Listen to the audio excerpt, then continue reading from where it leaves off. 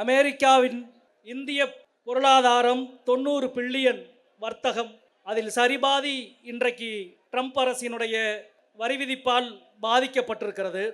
இது வரி தாக்குதல் அல்ல. ஒரு நாட்டின் மீது நடக்கிற தாக்குதலுக்கும் பொருளாதார ரீதியாக வரியின் மீது விதிக்கிற தாக்குதலுக்கும் வித்தியாசம் இருக்கிறது. ஒரு பொருளுக்கு வரி விதித்தால் அது பொருளின் மீதான வரி விதிப்பு என்ற அர்த்தம். பாமாயில், பருப்பு, எண்ணெய்க்கு நான் வரி விதிக்கிறேன் என்றால் அது பொருளின் மீதான வரி. ட்ரம்ப் விதித்திருப்பது பொருட்களின் மீதான வரி அல்ல, நாட்டின் மீதான தாக்குதல். ஜவுளியை நீ வியட்நாமில் வாங்கினால் 17%, பங்களாதேஷில் வாங்கினால் 19%, இந்தியாவில் வாங்கினால் 50% என்பது பொருளின் மீதான வரி தாக்குதல் அல்ல, நாட்டின் மீதான வரி தாக்குதல். எனவே தேசபக்தர்கள் எல்லோரும் எங்கள் அணியில் எங்கள் குரலுக்கு பின்னால் வந்து சேருங்கள் என்பதற்கான அழைப்பு தான் இது. நாட்டுக்கு தாக்குதல் வந்தால் மோடி வரமாட்டார், இந்தியா கூட்டணியின் தலைவர்கள் தான் களத்திலே வந்து நிற்பார்கள் என்பதுதான் நான் வரலாறு கண்டிருக்கிற உண்மை.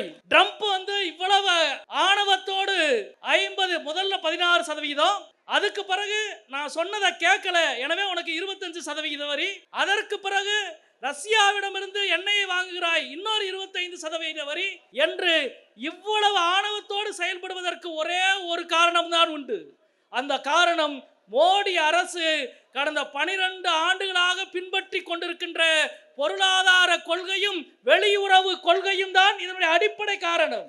அமெரிக்க ஆதரவு என்று இருந்த இந்திய அரசின் நிலையை அமெரிக்காவினுடைய கண்மூடித்தனமான ஆதரவு என்று மாற்றினார் மோடி. அதற்கு பிறகு அமெரிக்காவுக்கு கண்மூடித்தனமான ஆதரவு என்று இருந்த இந்திய அரசின் நிலையை ட்ரம்பின் கண்மூடித்தனமான ஆதரவு என்ற நிலைக்கு மாற்றினார் மோடி.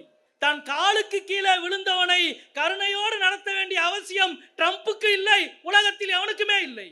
அதுதான் இதில் இருக்கிற அடிப்படையான உண்மை. ஒரு கடை பாதுகாப்போடு திறனோடு நடத்தப்படுகிறது என்றால் அந்த கடைக்கு போய் காசை கொடுத்து வாங்குவான்.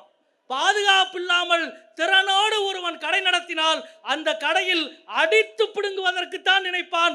அதுதான் இன்றைக்கு இந்திய பொருளை அடித்து பிடுங்குகிற வேலையை ட்ரம்ப் செய்து கொண்டிருக்கிறது, அமெரிக்கா செய்து கொண்டிருக்கிறது. ஏனென்றால் இந்திய பொருளாதார கொள்கையும் வெளியுறவு கொள்கையும் முழுமுற்றாக தோல்வி.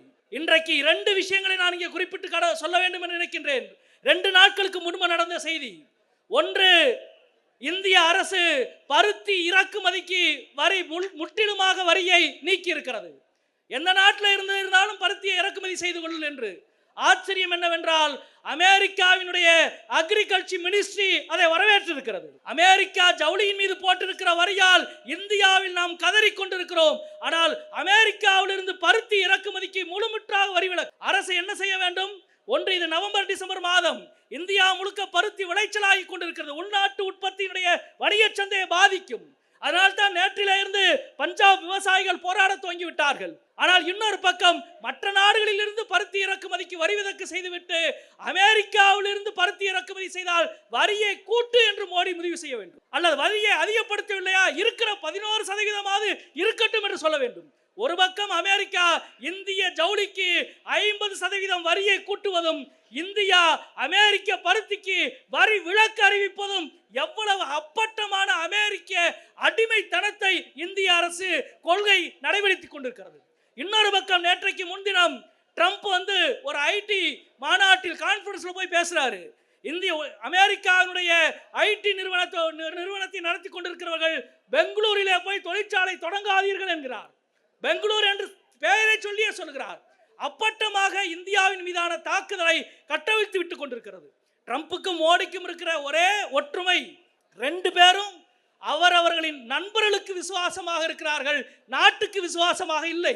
ட்ரம்போடைய இவ்வளவு பெரிய பொருளாதார தாக்குதலுக்கு காரணம் இந்தியாவின் வேளாண்மை சந்தையை அமெரிக்காவுக்கு திறந்துவிடு, இந்தியாவின் பால் பொருட்கள் டைரியை அமெரிக்காவுக்கு திறந்துவிடு, ரஷ்யாவினுடைய எண்ணெயை வாங்காத என்று சொல்லுவதற்கு காரணம் ட்ரம்புக்கு தேர்தல் நிதியை அள்ளி அள்ளி கொடுத்த 4 பெருநிறுவனங்கள். ட்ரம்பினுடைய இந்த பயமுறுத்துதலுக்கு காரணம், ட்ரம்பினுடைய இந்த பழிவாங்கலுக்கு காரணம் அவருக்கு பின்னால் இருக்கிற 4 பேர் என்றால் மோடி பம்முவதற்கு காரணம் இவருக்கு பின்னால் இருக்கிற 4 பேர். இந்த நாட்டுக்கு விசுவாசமாக மோடி இல்லை, அந்த 4 பேருக்கு விசுவாசமாக மோடி இருக்கிறார். இதுதான் இந்த 2 பேருக்கும் இருக்கிற ஒற்றுமை. இதில் மிகப்பெரிய அதிர்ச்சி என்னவென்றால் நேற்றைக்கு முன்தினம் அமெரிக்காவினுடைய நீசர் சொல்லியிருக்கிறார், நவேந்திரா சொல்லியிருக்கிறார், உக்ரைன் வாரை மோடி நடத்துகிறார் என்று சொல்லியிருக்கிறார். ஆச்சரியமா இருக்கு. நம்ம வடிவேலுடைய காமெடி ஒன்று இருக்கு. கனவா இருந்தாலும் அதுல ஒரு நியாயம் இருக்க வேணாமா? உக்ரைன் வாரவா மோடி நடத்துறாரு? அவர் நடத்தின போரை, சிந்தூர் ஆபரேஷன் சிந்தூரவே நான் நடத்தினேன் அப்படின்னு சொல்றதுக்கு வழி இல்லை. அதவே அமெரிக்க அதிபர் ட்ரம்ப் நான் தான் நிறுத்தினேன்னு சொல்லிட்டாரு. இங்க இருக்கிற நண்பர்கள் கூட வந்த உடனே காலையில ஒரு முக்கியமான தொழிலதிபர் வந்து சொன்னாரு, எங்க மோடி வந்து ட்ரம்ப் கிட்ட பேசினா இந்த வரியை குறைச்சிருவாங்களான்னு. மோடி ட்ரம்ப் கிட்ட பேசுறது இருக்கட்டும், மோடி ட்ரம்ப்ன்ற வார்த்தையை சொல்லுங்கப்பா முதல்ல, அதுக்கு பிறகு பேசுறது ரெண்டாவது இருக்கட்டும்.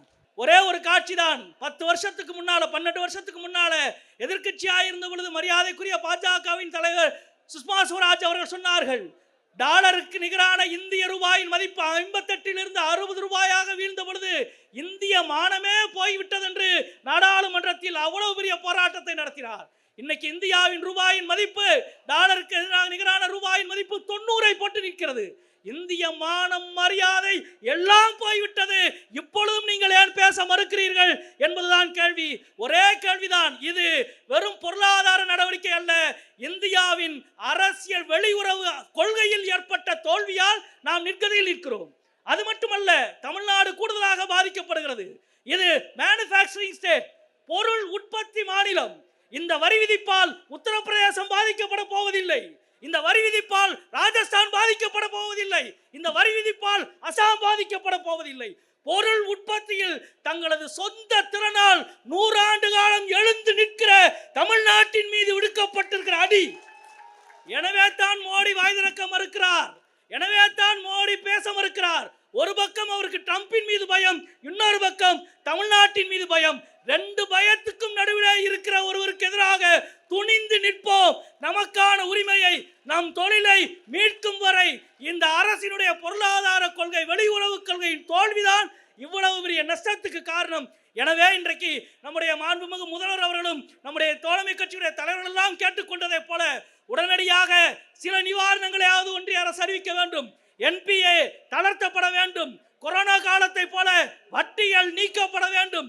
ஜிஎஸ்டி உடனடியாக தள்ளுபடி செய்யப்பட வேண்டும். இதுவெல்லாம் தீபாவளிக்கு நாங்கள் செய்கிறோம் என்று சொல்லக்கூடாது, உடனடியாக செய்ய வேண்டும். இவையெல்லாம் தற்காலிக நிவாரணம் மட்டும்தான்.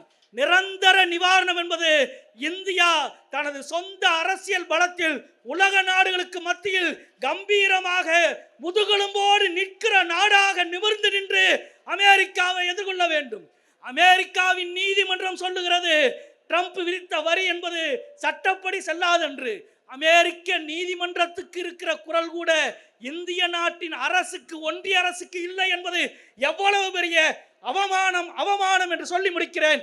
நன்றி, வணக்கம் தோழர்களே.